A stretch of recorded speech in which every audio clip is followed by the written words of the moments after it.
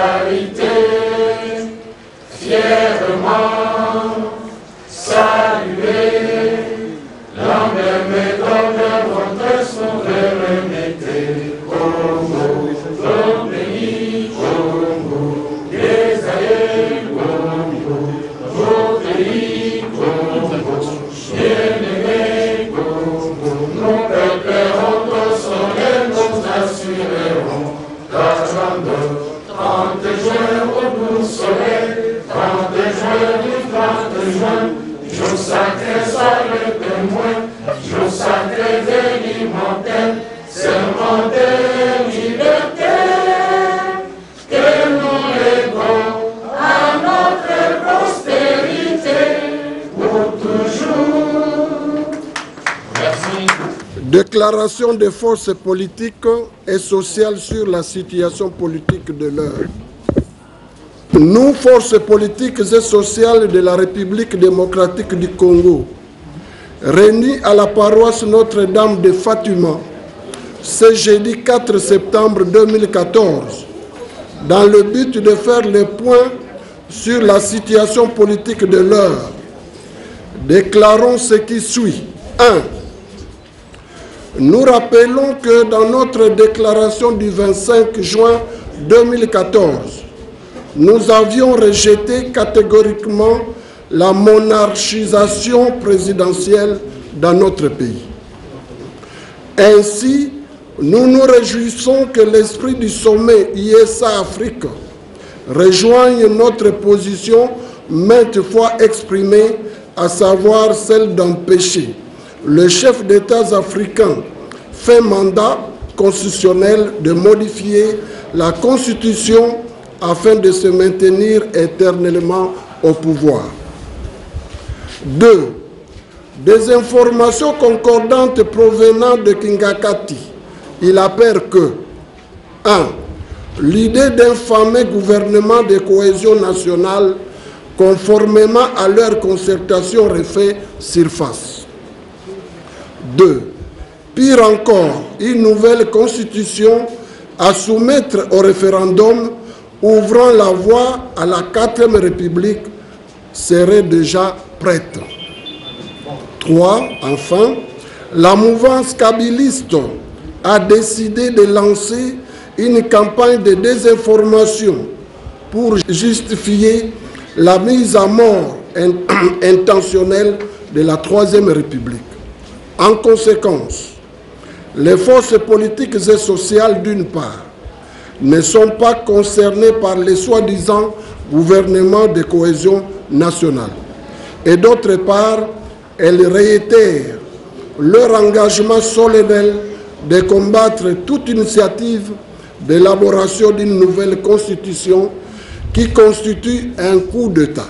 3. Les forces politiques et sociales tiennent à la tenue d'un vrai dialogue politique conformément à l'esprit et à la lettre de l'accord cadre d'Addis Abeba ainsi qu'à la résolution 2098 du Conseil de sécurité des Nations Unies pour décanter la crise de légitimité issue des élections chaotiques du 28 novembre 2011 qui ont mis en place un pouvoir illégitime continuellement contesté.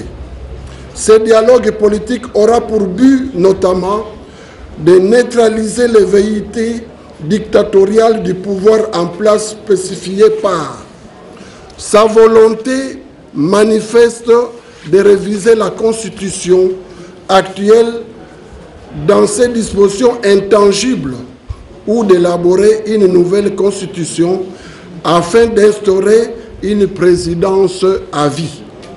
Les arrestations arbitraires des opposants et des journalistes, la fermeture de journaux et le musellement de la presse, outre les objectifs prévus pour l'accord cadre d'Addis Abeba, ce dialogue abordera aussi tous les problèmes liés au processus électoral en RDC, à savoir la restructuration de la CENI, la mise en place d'un calendrier électoral consensuel. 4. Les forces politiques et sociales réitèrent leur confiance à la communauté internationale dans sa démarche d'accompagner la RDC dans la recherche de solutions appropriées aux causes profondes de la crise politique. 5. Les forces politiques et sociales réitèrent leur exigence permanente de libérer sans condition tous les détenus politiques et détenus d'opinion tels que le pasteur Coutinho Fernando, l'honorable Diome Ndongala, le président fédéral de l'UDPS, Mbujimal Bruno Kabashi. 6. En ce qui concerne le cas de l'honorable Jean-Bertrand Ewanga, secrétaire général de l'UNC et cofondateur des forces politiques et sociales, les forces politiques et sociales réaffirment leur foi en la justice congolaise. Cependant, elles dénoncent vigoureusement l'instrumentalisation de la justice par les pouvoirs politiques et considèrent l'honorable Jean-Bertrand Ewanga comme un détenu politique. Elles exigent par conséquent sa libération immédiate et sans condition. Les forces politiques et sociales, organisatrices du meeting du 4 août 2014 à la place Sainte-Thérèse à Kinshasa, Njili, réaffirment que le camarade Jean-Bertrand Ewanga n'a jamais commis les infractions d'offense au chef d'État ni de discrimination raciale lui imputées par le parquet général de la République. De ces faits, si l'honorable Jean-Bertrand Ewanga, député national, n'est pas libéré, les 14 orateurs qui ont dit la même chose dans différentes langues, dans des styles différents, se considéreront aussi prisonniers.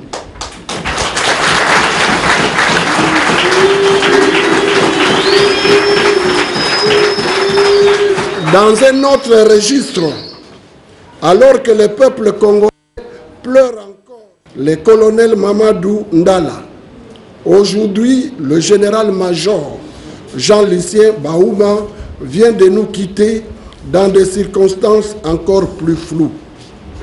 Les forces politiques et sociales sont profondément consternées par ces décès inopinés.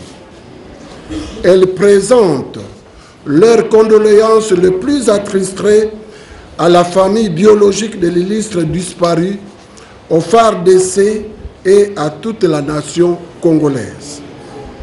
Les forces politiques et sociales relèvent que ces 3 officiers supérieurs de FARDC, tous affectés à l'est du pays, pour combattre les ennemis de notre peuple et défendre l'intégrité du territoire national, y ont trouvé la mort dans des circonstances suspectes. Elles réclament l'ouverture d'une enquête indépendante afin de déterminer les causes réelles de la mort du général Jean-Lucien Baouma. 8. Par ailleurs, les forces politiques et sociales suivent attentivement les travaux de la commission mixte rwando-congolaise en rapport avec les tracés des frontières à l'est de notre pays. Elles mettent en garde quiconque, en ce compris les pouvoirs en place, par toute manœuvre d'aliénation et ou de balkanisation, tenterait de toucher une partie de notre territoire, aussi minime soit-elle, en violation des tracés frontalières tels que fixés par la Conférence internationale de Berlin de 1885. En conclusion, au regard de la situation politique explosive si haut décriée, les forces politiques et sociales lancent un appel vibrant et patriotique à notre peuple de se mobiliser massivement comme un seul homme pour faire échec à la volonté dictatoriale des forces obscures de changer la Constitution en vue d'instaurer une présidence à vie dans notre pays. Les forces politiques et sociales comptent enfin sur l'implication des églises catholiques, protestantes, réveil, des associations, des corporations professionnelles, l'ensemble de la société civile et de toutes les forces vives de la nation pour sauver la nation en danger. Pour ce faire, les forces politiques et sociales invitent notre peuple à participer activement à la marche de protestation prévue pour le 13 septembre 2014. Dans la foulée, nous demandons à toutes nos représentations de l'intérieur et de l'extérieur de prendre toutes les dispositions utiles pour la mobilisation et la réussite totale de la dite marche. Fait à Kinshasa le 4 septembre 2014. Je vous remercie. Merci beaucoup.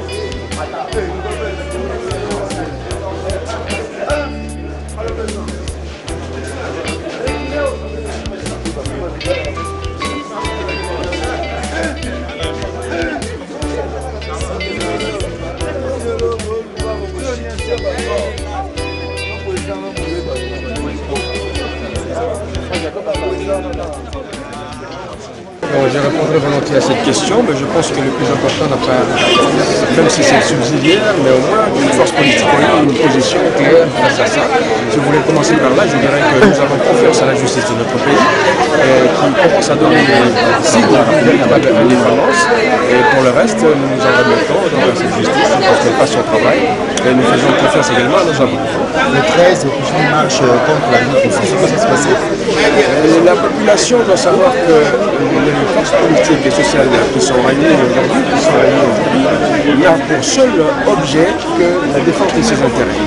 Et puisque nous avons constaté que ce pouvoir est en train de chercher par tous les moyens à se monarchiser à vie, et nous pensons que cette façon d'agir qui va empêcher l'alternance empêchera en réalité que le vécu quotidien du Congolais puisse s'améliorer. Et que ces combats-là, les forces politiques et sociales, nous le menons en compagnie de notre peuple et surtout souvent avec sa force. Et nous tenons donc à ce que la mobilisation soit la plus forte que possible le 13 septembre, afin que le pouvoir en place se rende compte que ce que les forces politiques et sociales sont en train de dire ne vient pas de nous, d'elles, mais surtout de la population, du plus profond de la population. C'est des mots, il y a déjà une nouvelle constitution qui est en chantier au niveau de la majorité, et ces morts puissent accomplir son vouloir. Pensez que cela sera suffisant pour comprendre cette démarche?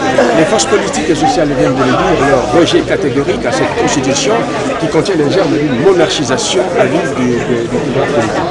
Et nous disons qu'une constitution, elle est faite pour régler la vie de la nation, d'abord aux intérêts du peuple. On ne voit pas en quoi la constitution, comme je vais paraphraser mon président à ce sujet, je ne vois pas en quoi la constitution actuelle qui est en vigueur empêche d'augmenter les salaires des enseignants ou des fonctionnaires, ou de donner la bourse d'études aux étudiants, ou de faire des routes. Il n'y a aucune raison tangible, probante, qui puisse nécessiter une révision de la Constitution. Au surplus, si jamais l'intention continue à les habiter, il faudrait bien qu'ils soient honnêtes avec la population. En 2011, ils ont modifié la Constitution, ils ont reçu mandat entre guillemets du peuple, mais ils n'ont pas posé ce préalable-là. Pourquoi n'attendent-ils pas 2016 pour qu'ils viennent avec leur projet de constitution comme projet de leur gouvernement futur? Pourquoi veulent-ils faire les choses alors que les choses ont évolué? Il n'y a pas de raison qui puisse bénéficier au peuple à travers ce qu'il propose comme révision constitutionnelle. Et nous allons nous mettre debout comme des seul homme, appuyés que nous sommes par la société civile, notamment les églises, que ce soit classiques, catholiques, protestants et des réveils, et par la communauté internationale. Nous pensons que il n'y a que le sourd qui ne veut pas entendre, qui finalement bute sur les problèmes. Et par rapport au dialogue, vous croyez en sa tenue, parce que vous continuez à réclamer le dialogue, la tenue de ce dialogue. Est-ce que vous croyez que ça aura lieu? Comment cela irait-il autrement, madame, puisque nous sommes les précurseurs de ces dialogues? Rappelez-vous qu'en 2012 déjà, le président Vital Kamerhe, accompagné de Félix Tshisekedi et autres, sont allés à Addis Abeba pour justement donner cette position à la communauté internationale. Plus tard, dans différents plans de sortie des crises, nous avons également rappelé la nécessité d'un dialogue. Personne ne nous avait entendus. Et comme d'habitude, ils disent rien, et nous espérons que comme l'autre là, qui se trompe souvent, il va encore se tromper, et qu'il y aura véritablement dialogue, parce que c'est une nécessité. Nous voulons que les choses soient remises en place, par rapport à la contestation de la légitimité, par rapport au calendrier électoral, et par rapport au respect des normes qui nous régissent.